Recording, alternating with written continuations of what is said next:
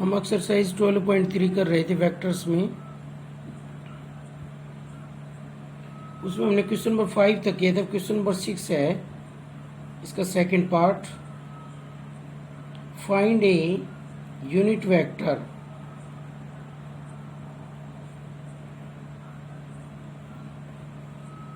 in the direction of vector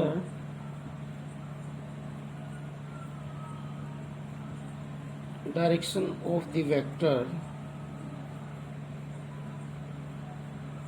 the direction of the vector vector इस vector की direction में हमें unit vector चाहिए।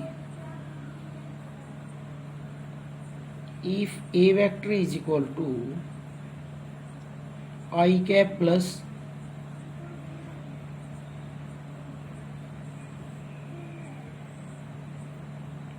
B vector is equal to J cap plus के cap and C vector is equal to I cap plus के cap. तो यहां से देखो हमें यूनिट वेक्टर चाहिए किसकी डायरेक्शन में, इस वेक्टर की डायरेक्शन में। तो इस वेक्टर का यूनिट वेक्टर क्या होगा, इसी की डायरेक्शन में होगा। तो इसका यूनिट वेक्टर किसी भी वेक्टर हम कैसे निकालते हैं,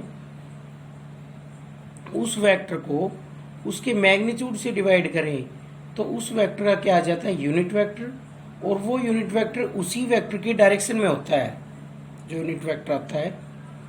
तो इसके लिए हम पहले फाइंड आउट करेंगे A vector minus 2b vector plus 3c vector.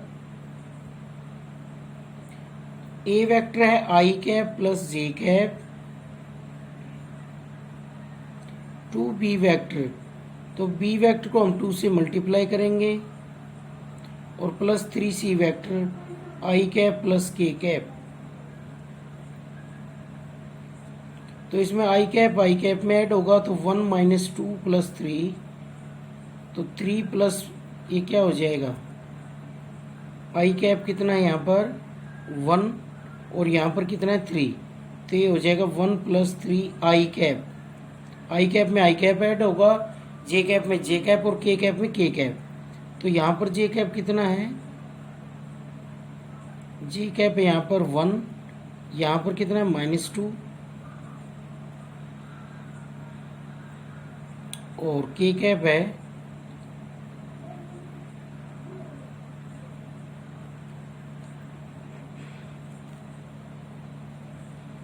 -2 plus 3 के कैप। के कैप में के कैप ऐड होगा, जे कैप में जे कैप। तो यहाँ से वैल्यू आ गई 4 आई कैप माइनस जे कैप और प्लस के कैप। ये वेक्टर आ गया भाई। अब इस वेक्टर का यूनिट वेक्टर चाहिए इसी डायरेक्शन में, इस वेक्टर की डायरेक्शन में। तो इस वेक्टर के डायरेक्शन में यूनिट वेक्टर कैसे आएगा, इस वेक्टर को इसके मैग्नीट्यूड से डिवाइड करते क्या आ जाएगा, unit vector in the direction of the vector. तो यूनिट वेक्टर निकालने के लिए हम पहले इसका मैग्नीट्यूड निकालेंगे।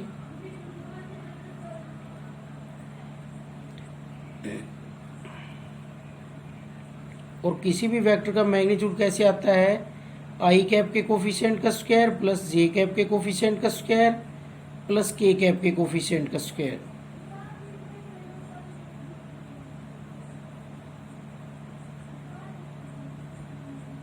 तो यहां से क्या होगा 9 इंटू 2 क्या आ जाएगा 3√2। ये मैग्नीट्यूड आ गया है भाई इस वेक्टर का। अब unit vector in the direction of the vector कैसे आएगा, इस वेक्टर को इसके मैग्नीट्यूड से डिवाइड कर दें। किसी भी वेक्टर का यूनिट वेक्टर कैसे आता है, उस वेक्टर को उसी वेक्टर के मैग्नीट्यूड से डिवाइड कर दें। इन द डायरेक्शन बोल सकते हैं उसको, क्योंकि उसी का यूनिट वेक्टर है तो उसी की डायरेक्शन में होगा। In the direction of the vector A vector minus 2b vector plus 3c vector is equal to A vector minus 2b vector plus 3c vector upon magnitude of A vector minus 2b vector plus 3c vector.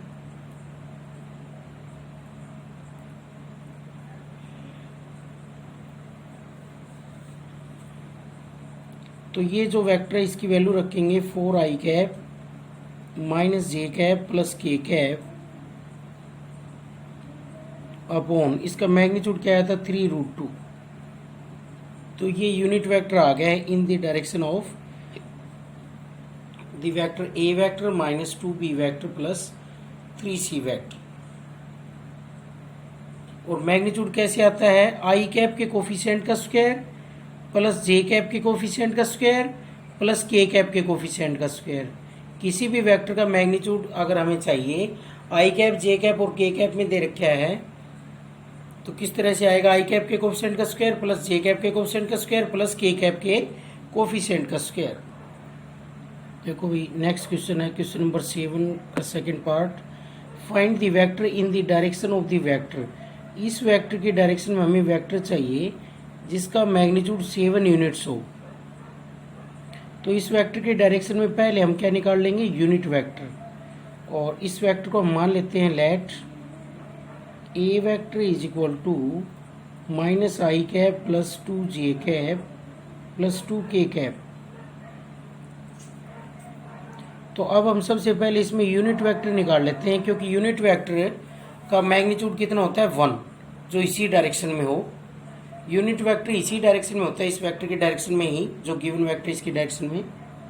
तो the unit vector in the direction of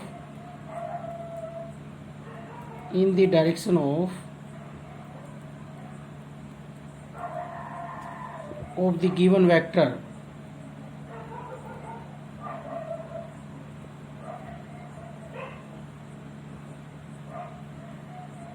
A vector is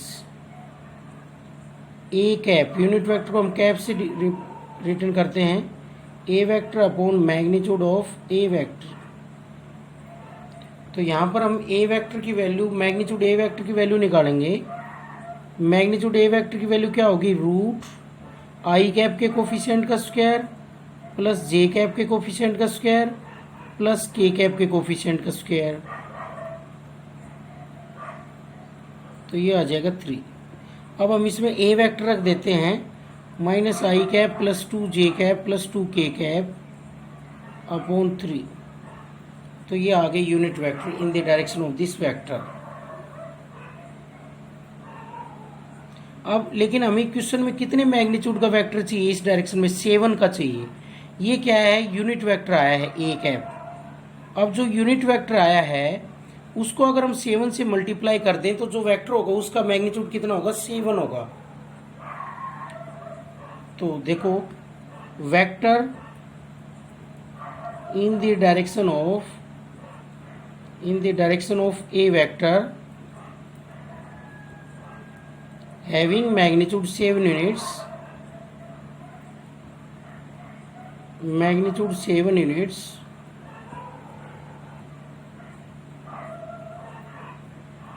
is 7a cap. तो इस unit vector को हम 7 से multiply करेंगे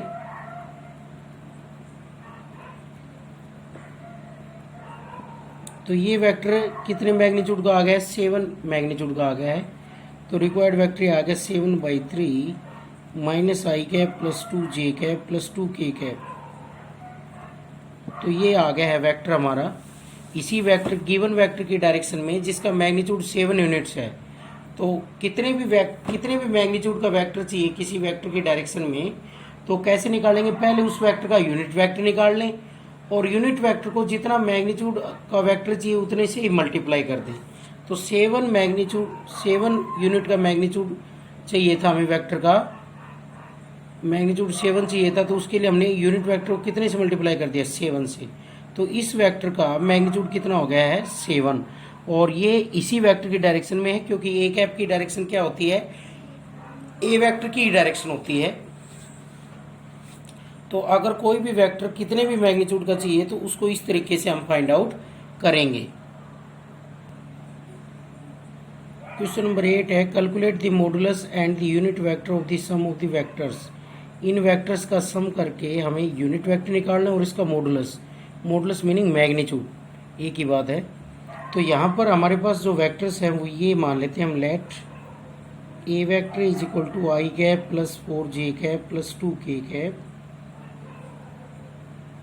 B vector is equal to 3i cap minus 3j cap minus 2k cap, और c vector is equal to -2i plus 2j plus 6k।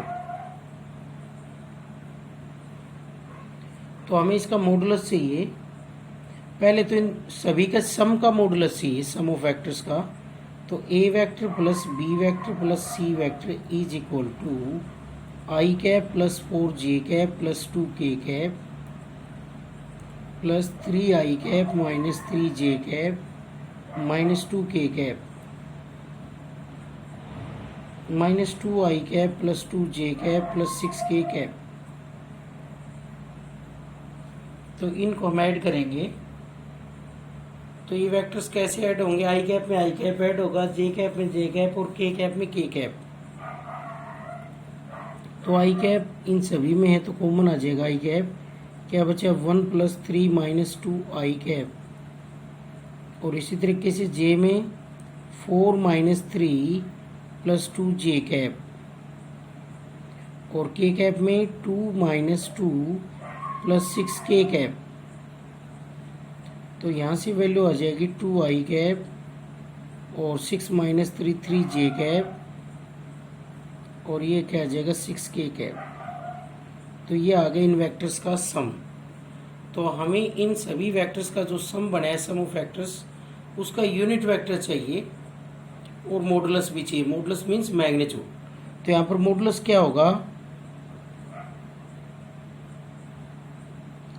2i cap plus 3j cap plus 6k cap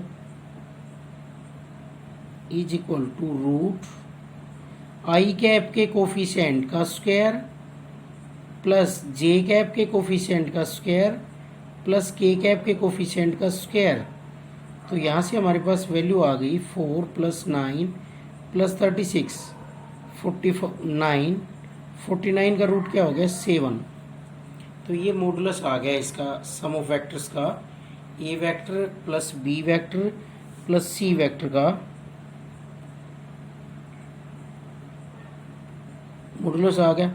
अब हम unit vector निकालने के लिए पहले इन vectors का सम of vectors का क्या निकाल लें? मैग्नीट्यूड आ गया है तो यूनिट वेक्टर आ जाएगा। यूनिट वेक्टर कैसे आएगा? Unit vector in the direction of sum of vectors का यूनिट वेक्टर कह दो चाहे डायरेक्शन में कह दो। In direction of A vector plus B vector plus c vector is equal to A vector plus B vector plus c vector upon magnitude of A vector plus B vector plus c vector. तो यहाँ पर a vector plus B vector plus c vector तो है 2i cap plus 3j cap plus 6k cap और upon में magnitude है 7। तो ये वैल्यू आ गई 1/7 2i cap plus 3j cap plus 6k cap. ये आंसर आ गया unit vector in the direction of this sum of the vectors.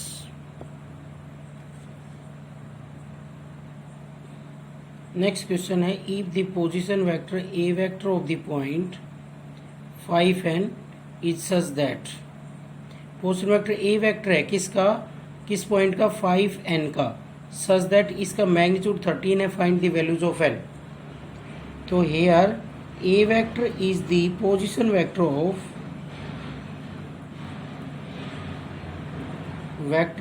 Point 5n। तो अगर कोई हमें पॉइंट के पोजीशन वेक्टर दे रखे हैं तो उसको कैसे लिखेंगे? वेक्टर को आई कैप और जे कैप लगा देंगे और के कैप अगर जेड कोऑर्डिनेट होता तो के कैप लगा देते। तो 5i cap plus N J cap, ये क्या आ गया? Position vector of the point. किसी भी पॉइंट का पोजीशन वेक्टर बनाना है तो उसका तरीका ये रहेगा, आई कैप और जे कैप लगा दो। एक्स की डायरेक्शन में है तो आई कैप और वाई की डायरेक्शन में है तो जे कैप। तो 5i cap plus N J cap, क्योंकि ओरिजिन के कोऑर्डिनेट क्या होते हैं? 0 0 और उसी के रिस्पेक्ट में बनाया जाता है। तो ओ ए वेक्टर क्या होगा? Position vector of a minus O के तो 0 0। तो एज इट इज रह जाते हैं। अगर किसी भी पॉइंट का पोजीशन वेक्टर पूछा जाए तो उसके हम क्या लगा देंगे? एक्स कोऑर्डिनेट के आई कैप और वाई कोऑर्डिनेट के जे कैप।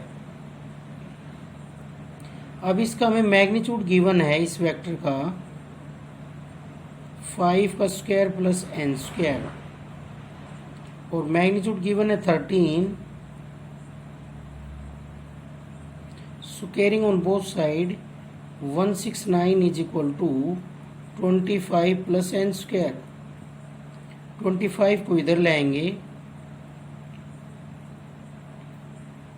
तो यहाँ से एन स्क्वायर की वैल्यू आ जाएगी 144 और एन की वैल्यू आ जाएगी प्लस माइनस 12, क्योंकि मैग्नीट्यूड क्या होता है आई कैप के कोफिशिएंट का स्क्वायर प्लस जे कैप के कोफिशिएंट का स्क्वायर। अगर कोई भी पॉइंट हमें गिवन है और उसके पोजीशन वेक्टर की बात की जाती है तो हम क्या करेंगे, उसके एक्स कोऑर्डिनेट के आई कैप लगाएंगे, वाई कोऑर्डिनेट के जे कैप और जेड कोऑर्डिनेट होता तो के कैप।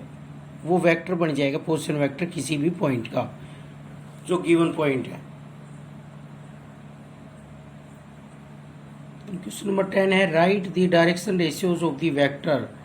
इस वेक्टर के हमें डायरेक्शन रेशियो लिखने हैं और डायरेक्शन कोसाइंस लिखने हैं।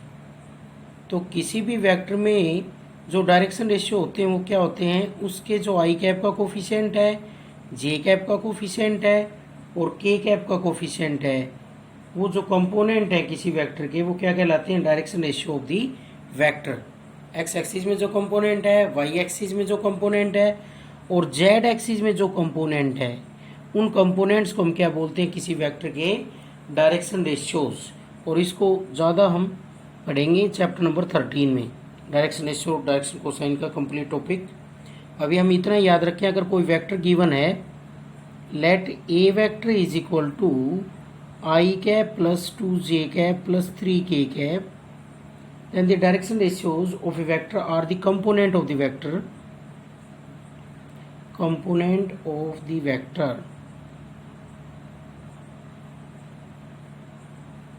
are called direction ratios। किसी वेक्टर के क्या कहलाते हैं, डायरेक्शन रेशियोज।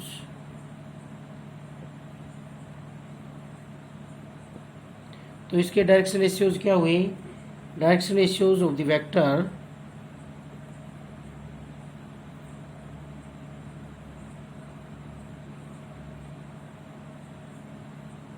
वेक्टर हो गए डायरेक्शन रेशियोज, वेक्टर ए वेक्टर आर, ऐसे लिखेंगे इसको 1 2 3, ये डायरेक्शन रेशियोज हो गए। क्योंकि एक्स एक्सिस में जो कंपोनेंट है 1 है, ये तो डायरेक्शन है आई कैप तो यूनिट वेक्टर, और जे कैप है उसके साथ क्या कंपोनेंट है 2 है, वाई एक्सिस में 2 है, जेड एक्सिस में 3 है, तो 1 2 3 आ गए। और डायरेक्शन कोसाइन क्या होते हैं, जो यूनिट वेक्टर बनेगा इस वेक्टर का, उसके कोफिशिएंट्स को हम क्या बोलते हैं, उसके कंपोनेंट्स को क्या बोलते हैं, उस वेक्टर के यूनिट वेक्टर के जो कंपोनेंट हैं उन्हें हम क्या बोलते हैं, direction cosine of the vector. तो यूनिट वेक्टर निकालेंगे हम, a vector is equal to A vector upon magnitude of A vector. तो यहाँ पर मैग्नीट्यूड ऑफ ए वेक्टर होगा i cap plus 2j cap plus 3k cap upon root 1 का square plus 2 का square plus 3 का square. तो 9 plus 4 13 plus 1 14, तो 1/√14 into i cap plus 2j cap plus 3k cap. तो इसमें जो इस वेक्टर में जो यूनिट वेक्टर में जो कंपोनेंट्स हैं उन्हें हम क्या कहते हैं, direction cosine of A vector. तो डायरेक्शन कोसाइन ऑफ वेक्टर क्या हुए, direction cosine of vector A vector of A vector R, जो कंपोनेंट्स हैं वो लिख देंगे 1/√14, 2/√14 और 3/√14।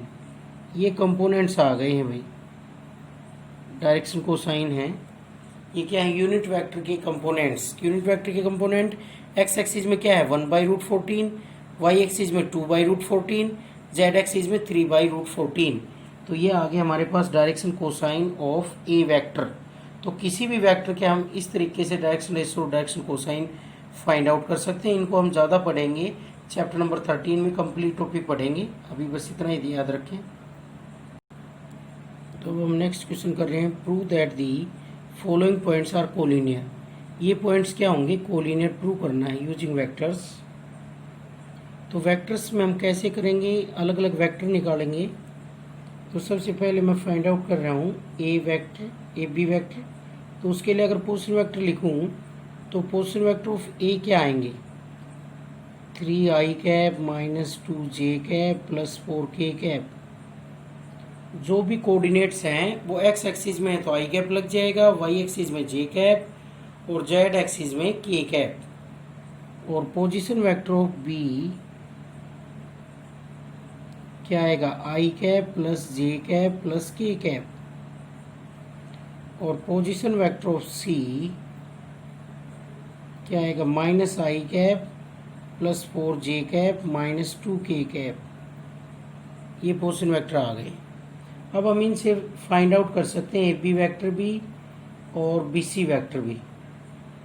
तो ए बी वैक्टर क्या आएगा, यहाँ से position vector of b by definition of A B vector, position vector के टर्म्स में कैसे एक्सप्रेस किया था हमने, position vector of terminal point, position vector of b minus position vector of a. तो पोजीशन वेक्टर ऑफ बी है आई cap plus जे cap plus के cap minus position vector of a है 3i cap minus 2j cap plus 4k cap. और इनको आपस में आई cap में से आई कैप तो 1 माइनस 3i कैप, जे कैप में से j cap 1 minus minus plus 2j cap और 1 माइनस 4k कैप। तो यहाँ से वैल्यू आ गई minus 2i cap plus 3j cap minus 3k cap. ये आ गया है ए बी वैक्टर। इसी तरीके से हम दूसरा वेक्टर निकालेंगे, जैसे बी सी वैक्टर। तो बी सी वैक्टर कैसे आएगा, position vector of C minus position vector of B.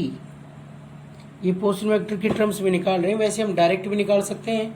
Formula होता है x2 माइनस x1 आई cap plus y2 minus y1 जे cap plus z2 minus z1 के कैप। दो पॉइंट्स के कोऑर्डिनेट दे रखे हैं तो उन दोनों पॉइंट्स को ज्वाइन करने वाला वेक्टर हम फाइंड आउट कर सकते हैं फॉर्मूले से, x2 माइनस x1 आई cap plus y2 minus y1 जे cap plus z2 minus z1 के कैप। तो position vector of c cap, c हो गया माइनस आई cap plus 4j cap minus 2k cap और minus position vector of b i cap plus J cap plus के cap. तो यहाँ से क्या होगा, minus one i cap plus 4 minus 1 j cap minus 2 minus 1 के कैप। तो value आ गई minus 2 i cap plus 3 j cap और माइनस 3 के कैप। अब ये देखो दोनों वेक्टर्स इक्वल आ गए। यहाँ से A B vector is equal to क्या आ गया है, बी सी वैक्टर। और जब दो वेक्टर्स इक्वल हों तो क्या कहेंगे उनके बारे में, उनका मैग्नीट्यूड भी इक्वल होगा और उनकी डायरेक्शन भी सेम होगी। तो अगर दो वेक्टर इक्वल हो तो ये लिख सकते हैं, so a B vector and b C vector are parallel और कोलिनियर। एक ही डायरेक्शन में हो तो क्या होते हैं, वो पैरेलल होंगे या फिर कोलिनियर होंगे, पैरेलल और collinear. But B point is common, और बी पॉइंट कॉमन है तो हम क्या कहेंगे, पैरेलल तो हो नहीं सकते, तो कौन सी चॉइस रह जाएगी, कोलिनियर वाली। But point B is common to both the vectors, दोनों वेक्टर्स में बी पॉइंट कॉमन है। और बी पॉइंट कॉमन है तो हम लिखेंगे तीनों पॉइंट क्या हो गए हैं, collinear. Hence the points A B C are collinear हो गए तीनों पॉइंट्स। देखो ए अलग अलग पॉइंट होते तो पैरेलल हो सकते थे, लेकिन अब क्या है, ए से बी और बी से ज्वाइन है सी, तो ये तो पैरेलल नहीं हुए, तो ये इक्वल वेक्टर्स भी नहीं हो सकते, डायरेक्शन दोनों की डिफरेंस है। तो ऐसा ही होगा केस, बी पॉइंट कॉमन है तो पैरेलल इसी केस से बन सकते हैं जब एक लाइन में हो। डायरेक्शन सेम का मीनिंग क्या है कि दो वेक्टर्स की डायरेक्शन सेम है, ऐसे भी हो सकती है। दो वेक्टर्स की डायरेक्शन सेम एक लाइन में भी हो सकती है। तो क्या कहेंगे, जब दो वेक्टर्स इक्वल हैं तो दो कंक्लूजन निकलते हैं, A B is equal to B C, और एंड क्या होता है, A B is equal to B C. एक तो इनकी मैग्नीट्यूड इक्वल होगा, ए से बी तक लेंथ और बी से सी तक डिस्टेंस, ए से बी डिस्टेंस और बी से सी डिस्टेंस। ए बी तो मैग्नीट्यूड है ए बी वैक्टर का, ए से बी तक जो डिस्टेंस है वो तो मैग्नीट्यूड ए बी वैक्टर है, बी सी वैक्टर का मैग्नीट्यूड बी सी है। और ये आपस में वेक्टर पैरेलल होंगे, अगर इक्वल हैं तो, इक्वल हैं तो डायरेक्शन सेम होगी तो आपस में वेक्टर क्या होंगे, पैरेलल। तो ए बी किसके पैरेलल होगा, बी सी के। तो वेक्टर भी आपस में क्या होंगे, पैरेलल होंगे या फिर कोलिनियर होंगे।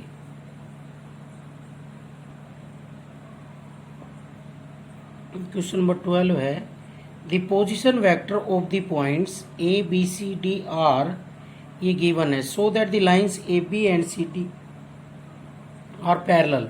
हमें शो करना है कि लाइंस ए बी और सी डी आपस में पैरेलल होंगी भाई। तो इसके लिए हम A B vector find out करते हैं। ए बी वैक्टर क्या होगा, position vector of b minus position vector of a, और पोजीशन वेक्टर ऑफ बी इसमें गिवन है 5 i cap plus 2 J cap plus 2 k cap, और माइनस 4 आई cap plus 3 j cap minus के cap. तो minus अंदर जाएगा ये, तो वैल्यू हो जाएगी 5 i cap plus 2 J cap plus 2 k cap minus 4 I cap minus 3 j cap और प्लस के कैप। अब देखो आई कैप से आई कैप जुड़ेगा, जे कैप से जे कैप, तो 5 i cap minus 4 I cap कितना हो गया, only I cap. 2 J cap minus 3 j cap minus J cap, 2 k cap plus के कैप 3 के कैप। तो ये आ गया हमारे पास ए बी वैक्टर। अब हम दूसरा वेक्टर इसमें निकालेंगे सी डी वैक्टर। तो क्योंकि दोनों वेक्टर्स हमें चेक करने ही पैरेलल हैं दोनों लाइंस, तो सी डी वैक्टर कैसे आएगा, position vector of d minus position vector of c, position vector of d minus position vector of c. तो पोजीशन वेक्टर ऑफ डी में से position vector of c subtract करेंगे हम। D की position vector है 4 आई cap minus 4 जे cap plus 3 के cap, और minus position vector of c है 2 i cap minus 2 J cap minus 3 के कैप, और यहाँ से सब्ट्रैक्ट करेंगे तो 4 माइनस 2 क्या हो जाएगा, 2 i cap minus 4 minus minus plus 2 minus 2 J cap 3 plus 3 6 के कैप। तो यहाँ से देखो हम 2 कॉमन ले लेते हैं, इसमें से क्या बच गया, I cap minus J cap plus 3 के कैप, और ये बन गया C D vector is equal to 2 A B vector. अब देखो डायरेक्ट रिजल्ट हम पैरेलल के लिए बता रहे हैं। पैरेलल याद रखना है कि दो वेक्टर आपस में पैरेलल कब होंगे, तो उसके लिए क्या होगा, दो वेक्टर आपस में जब पैरेलल होंगे जब एक वेक्टर दूसरे का स्केलर मल्टीपल हो। यहाँ पर सी डी वैक्टर वो 2 टाइम्स है किसका, ए बी वैक्टर का। तो दोनों वेक्टर आपस में पैरेलल होंगे जब एक वेक्टर दूसरे का स्केलर मल्टीपल हो। इस तरीके से a vector is equal to k b vector हो, ये रिजल्ट आ गया। When a vector is equal to k b vector then a vector and b vector are parallel, ये डायरेक्ट रिजल्ट याद रखेंगे। K is where k is any scalar quantity, k कोई भी scalar है 1 2 3 ऐसे 1/2 1/3 -1 -2 -3 -1/2 कुछ भी हो सकता है। तो अगर दो वेक्टर एक दूसरे के स्केलर मल्टीपल हैं तो दोनों वेक्टर्स को हम क्या कहेंगे, पैरेलल कहेंगे भाई, ये डायरेक्ट रिजल्ट है। तो यहाँ से सी डी वैक्टर क्या है हमारा 2 times of A B vector. तो c D vector is scalar multiple of 2 से मल्टीप्लाई होकर के ए बी वैक्टर से क्या बना है, सी डी वैक्टर। तो स्केलर मल्टीपल है तो हम कहेंगे A B vector and C D vector are parallel. और अगर ये दोनों वेक्टर पैरेलल हो गए हैं तो दोनों जो लाइंस है वो भी पैरेलल होंगी इनको बनाने वाली। ए बी और सी डी को बनाने वाली लाइंस भी क्या रहेंगी, parallel. Lines A B and C D are parallel.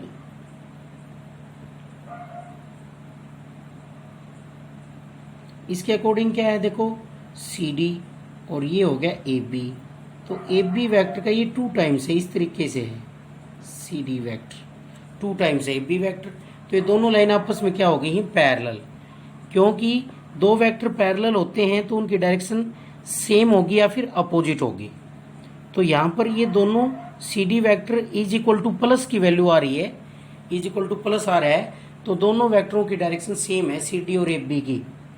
हाँ, मैग्नीट्यूड में फर्क है, सी डी का मैग्नीट्यूड 2 टाइम्स है किसका, एफ बी का, तो मैग्नीट्यूड सी डी का डबल है इससे, बाकी डायरेक्शन दोनों की सेम है, तो ये पैरेलल होंगे। डायरेक्शन सेम है तो, या अपोजिट है तो भी पैरेलल होते हैं, तो ए बी और सी डी पैरेलल हो गए हैं भाई। और डायरेक्ट रिजल्ट याद रखो तो ऐसे याद रख लो, कोई भी वेक्टर अगर दूसरे वेक्टर का स्केलर मल्टीपल है तो हम सीधा कहेंगे कि वो दोनों वेक्टर आपस में पैरेलल हैं, और उनको बनाने वाली जो लाइनें हैं वो भी आपस में पैरेलल हैं। ये डायरेक्ट रिजल्ट हो गया है भाई। तो देखो नेक्स्ट क्वेश्चन है, ए B C D are the vertices of a quadrilateral. इसके वर्टिसेस दे रखे हैं भाई क्वाड्रिलेटरल के, तो क्वाड्रिलेटरल के 4 वर्टिसेस हमें गिवन हैं और हमें शो करना है A B is parallel to C D और a B is half of C d. तो डायरेक्शन भी बता रखी है इसमें, और हाफ ऑफ सी डी है, मैग्नीट्यूड भी बता रखे है। तो दोनों वेक्टर फाइंड आउट करेंगे हम ए बी और सी डी। तो उसके लिए मैं सबसे पहले ए बी वैक्टर निकाल रहा हूँ using formula. A B vector क्या होगा, 2 - 1 I cap, x2 - x1 I cap plus y2 - y1 J cap plus z2 - z1 के कैप। तो ये बन गया I cap plus 4 J cap minus के कैप। ए बी वैक्टर आ गया, क्योंकि हमने फॉर्मूला पढ़ा था, 2 पॉइंट्स अगर गिवन है, x2 - x1 आई कैप प्लस y2 - y1 जे कैप प्लस z2 - z1 के कैप। तो यहाँ से ए बी वैक्टर आ गया, और हम फाइंड आउट करेंगे सी डी वैक्टर। तो उसके लिए डी पॉइंट के कोऑर्डिनेट में से हम सी वाले कोऑर्डिनेट्स को सब्ट्रैक्ट करेंगे, टर्मिनल पॉइंट वाले में से इनिशियल पॉइंट वाले कोऑर्डिनेट्स को, x2 - x1। तो यहाँ से होगा 1 - 3 आई कैप प्लस -6 - 2 जे कैप और -1 प्लस 3 के कैप, माइनस माइनस क्या हो गया प्लस। तो -3 + 1 क्या हो गया, -2 आई कैप और -8 जे कैप और +2 के कैप। तो यहाँ से देखो सी डी वैक्टर है, इसमें से मैं -2 कॉमन ले सकता हूँ, क्या बचेगा, आई कैप प्लस 4 जे कैप माइनस के कैप। तो ये बन गया -2 ए बी वैक्टर। तो यहाँ पर c D vector is equal to -2 A B vector आ गया है। तो क्या लिखेंगे, c D is parallel to A b. क्यों लिखेंगे, because c D vector is the scalar multiple of A B vector, scalar multiple of A B vector. अगर कोई वेक्टर किसी दूसरे वेक्टर का स्केलर मल्टीपल आ जाता है तो वो दोनों वेक्टर आपस में पैरेलल होंगे। यहाँ पर सी डी वैक्टर क्या है, -2 times of A B vector. तो ए बी वैक्टर का क्या हो गया, स्केलर मल्टीपल, -2 से मल्टीप्लाई करने पर हमें सी डी वैक्टर मिला है। तो सी डी वैक्टर क्या होगा, यहाँ से C D is parallel to A B. C D किसके पैरेलल हो गया, ए बी के पैरेलल हो गया है, क्योंकि C D vector is parallel to A B vector, is parallel to A B vector. क्यों, क्योंकि दोनों वैक्टर आपस में एक दूसरे के स्केलर मल्टीपल हैं, और ये वेक्टर पैरेलल है तो ये लाइनें भी पैरेलल होंगी ए बी और सी डी को बनाने वाली। अगर ये वेक्टर पैरेलल हैं तो ए बी और सी डी को बनाने वाली लाइनें भी पैरेलल होंगी। ए बी वेक्टर और सी डी वेक्टर दोनों आपस में पैरेलल हैं तो ए बी और सी डी लाइन भी पैरेलल होंगी। क्योंकि C D vector is scalar multiple of A B vector. अगर दो वैक्टर आपस में एक दूसरे के स्केलर मल्टीपल हैं तो दोनों वैक्टर पैरेलल वैक्टर होंगे, और पैरेलल वैक्टर होंगे तो उनसे बनने वाली लाइन भी आपस में क्या होंगी, पैरेलल। अब इसकी बात करते हैं मैग्नीट्यूड की। तो मैग्नीट्यूड कैसे आएगा, सी डी वैक्टर का magnitude is equal to magnitude of -2 A B vector, और सी डी वैक्टर का मैग्नीट्यूड क्या होगा, सी से लेकर डी तक की डिस्टेंस, सी से लेकर डी तक की जो डिस्टेंस है, लेंथ को ही हम क्या बोलते हैं, मैग्नीट्यूड। और यहाँ पर -2 का अलग हो जाएगा स्केलर का, और ए बी वैक्टर का अलग हो जाएगा। तो -2 का तो मॉडुलस क्या आ जाएगा, 2, और ए बी वैक्टर का मैग्नीट्यूड क्या होगा, ए से लेकर बी तक की डिस्टेंस, ए से बी तक की डिस्टेंस, और हम 2 मल्टीप्लाई में दूसरी तरफ जाकर डिवाइड में होगा तो 1/2 C D is equal to A b. ये प्रूव हो गया है भाई, ये हमें प्रूव करना था, c D is parallel to A B and half of C D is equal to A b. दोनों चीजें हमने प्रूव कर ली, taking magnitude on both sides. Magnitude लिया दो वेक्टर्स का, इक्वल हैं तो उनका मैग्नीट्यूड भी इक्वल होगा, तो मैग्नीट्यूड का साइन है। दो वेक्टर्स अगर इक्वल हैं तो उनका magnitude is also equal. Magnitude of 2 equal vectors are equal.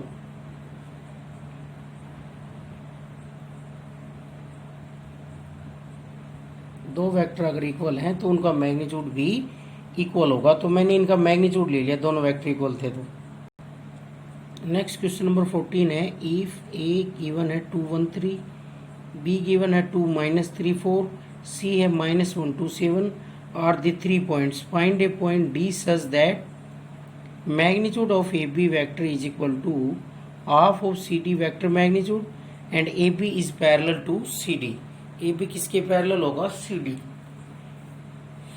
तो हमें डी पॉइंट निकालना है। अगर ये कंडीशन गिवन है तो मैं डी पॉइंट को लेट करके चलता हूं, लेट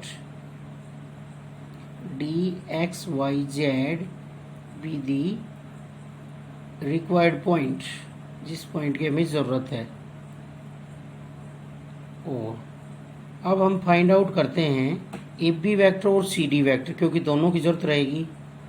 ए बी वैक्टर क्या आएगा, 2 - 2 i cap x2 - x1 I cap plus y2 - y1 -3 - 1 j cap plus 4 - 3 के कैप। तो यहाँ से आ गया 0 I cap -4 J cap plus के कैप, ये आ गया ए बी वैक्टर। और हम निकालेंगे सी डी वैक्टर। तो सी डी वैक्टर क्या होगा, डी में से सी वाले सब्ट्रैक्ट कर दो, x -1 I cap, terminal point में से इनिशियल पॉइंट के कोऑर्डिनेट सब्ट्रैक्ट करेंगे, आई एक्स कोऑर्डिनेट में से x, y में से y और z में से z। तो y -2 जे कैप और z -7 के कैप, ये आ गया भाई यहाँ से। अब देखो अकॉर्डिंग टू क्वेश्चन की कंडीशन देखते हैं हम।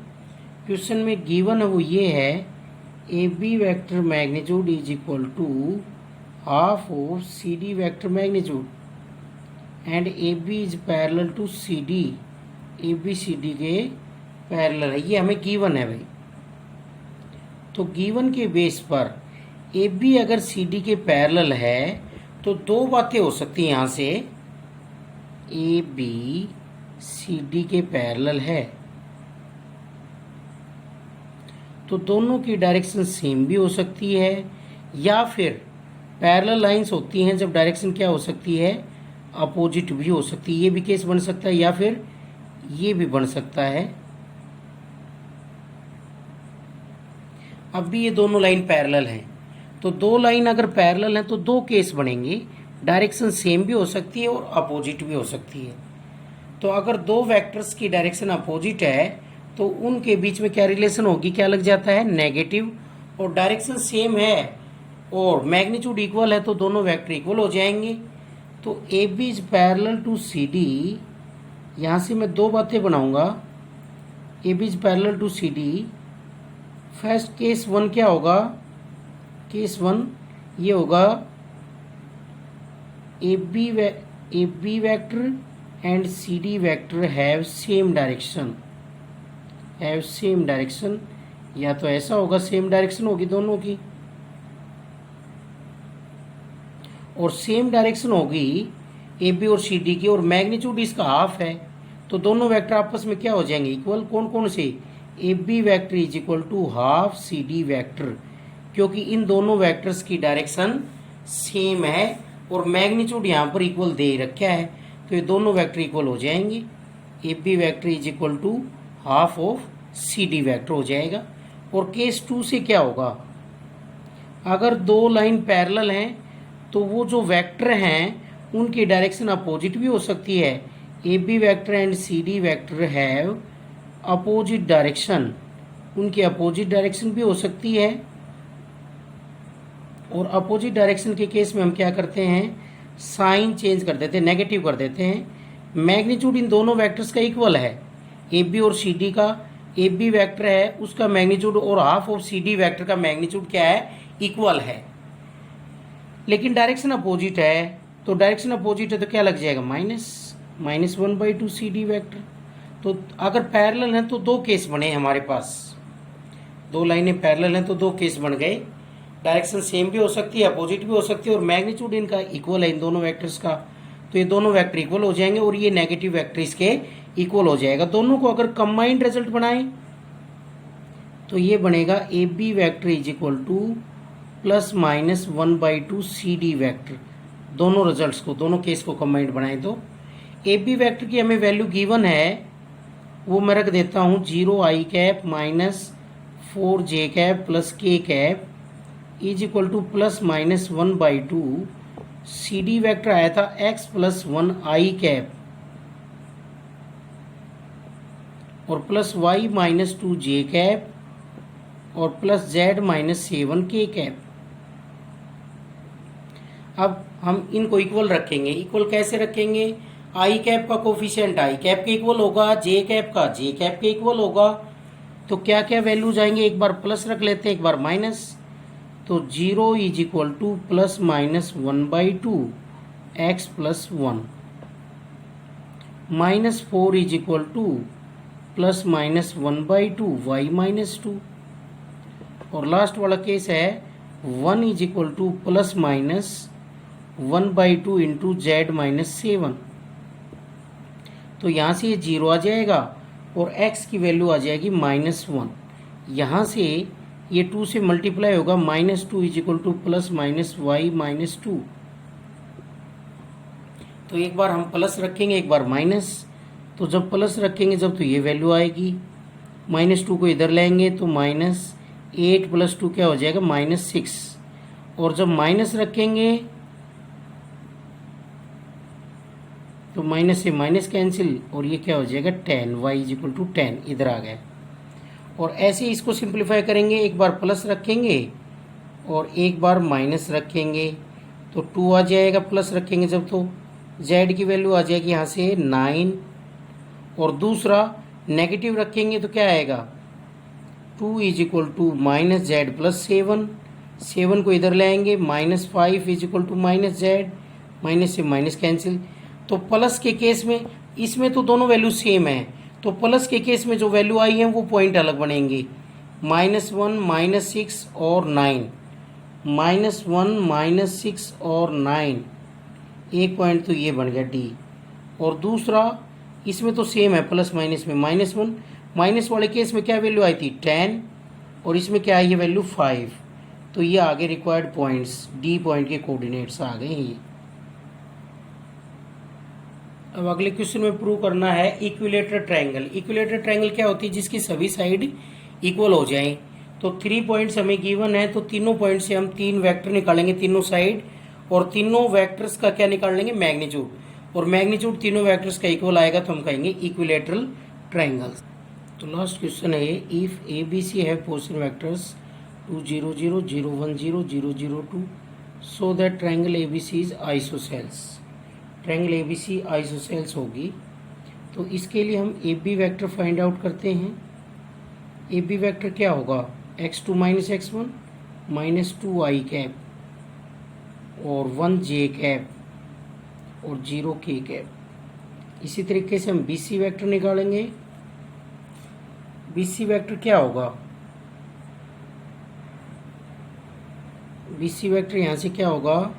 x2 minus x1 0 i cap, y2 minus y1 minus j cap और z2 minus z1 2 k cap. और लास्ट निकालेंगे हम CA वेक्टर। तो C में से A वाले कोऑर्डिनेट सब्ट्रैक्ट करेंगे x2 माइनस x1 के हिसाब से, माइनस 2i कैप और 0 j कैप और प्लस 2 k कैप। तो यहाँ से AB वेक्टर आ गया minus 2i cap plus j cap और BC वेक्टर आ गया minus j cap plus 2 k cap और CA वेक्टर आ गया minus 2i cap plus 2 k cap. तो यहाँ से देखो AB वेक्टर BC वेक्टर का स्केलर मल्टीपल नहीं है, तो हम ये लिख सकते हैं AB vector is not equal to lambda times of BC vector. AB और BC एक दूसरे के स्केलर मल्टीपल नहीं हो सकते। इसको अगर 2 से मल्टीप्लाई करेंगे तो ये इक्वल हो जाएगा, लेकिन ये नहीं होंगे। तो ये वेक्टर कभी भी स्केलर मल्टीपल एक दूसरे के नहीं होंगे, इक्वल नहीं होंगे स्केलर मल्टीपल। तो अगर स्केलर मल्टीपल इक्वल नहीं है तो हम क्या कहेंगे? AB vector is not parallel. Parallel नहीं होगा, क्योंकि पैरेलल होने के लिए स्केलर होना चाहिए, और जो कोलिनियर होते हैं वो भी पैरेलल होते हैं। तो हम लिखेंगे नॉट पैरेलल और कोलिनियर टू BC वेक्टर। और पैरेलल और कोलिनियर नहीं है BC वेक्टर के, तो हम कहेंगे यहाँ से ये क्या बन गई है? ABC is a triangle, hence ABC is a triangle. सबसे पहले तो हमने इसको ट्राइंगल प्रूव किया, और ट्राइंगल प्रूव करने के बाद अब हम इसको आइसोसेल प्रूव करेंगे। आइसोसेल ट्राइंगल में 2 साइड्स की लेंथ क्या रहती है? इक्वल रहती है भाई। आइसोसेल ट्राइंगल में 2 साइड्स की लेंथ क्या रहती है? इक्वल रहती है। तो हम तीनों साइड्स की लेंथ निकाल लेंगे।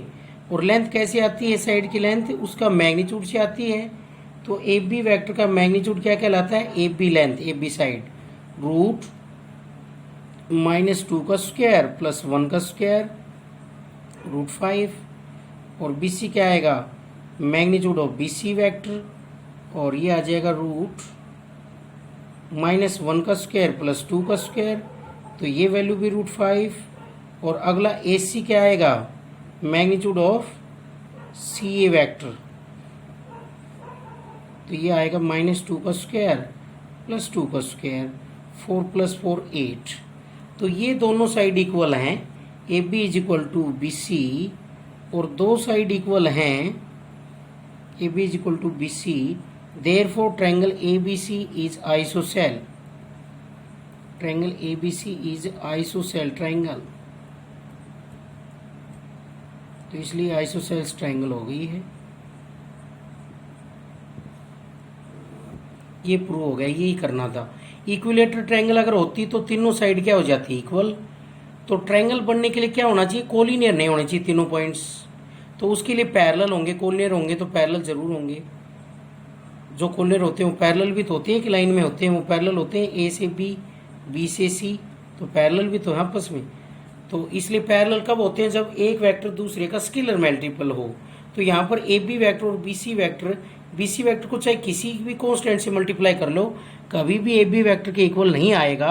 तो ये आपस में एक दूसरे के स्केलर मल्टीपल नहीं है, तो पैरेलल नहीं है, और पैरेलल नहीं है तो ये कोलिनियर नहीं हो सकते, और कोलिनियर नहीं हो सकते तो क्या बनाएंगे? ट्रायंगल। तो ABC क्या बन गई? एक ट्रायंगल, और ट्रायंगल बन गई तो ये आइसोसेल प्रूव होगी, क्योंकि इसकी 2 साइड्स इक्वल आ गई हैं ट्रायंगल की। साइड लेंथ कैसे आएगी? मैग्नीट्यूड से किसी वेक्टर का मैग्नीट्यूड फाइंड आउट करेंगे तो उसकी साइड की लेंथ आ जाएगी हमारे पास। Distance between A to B is the magnitude of AB vector.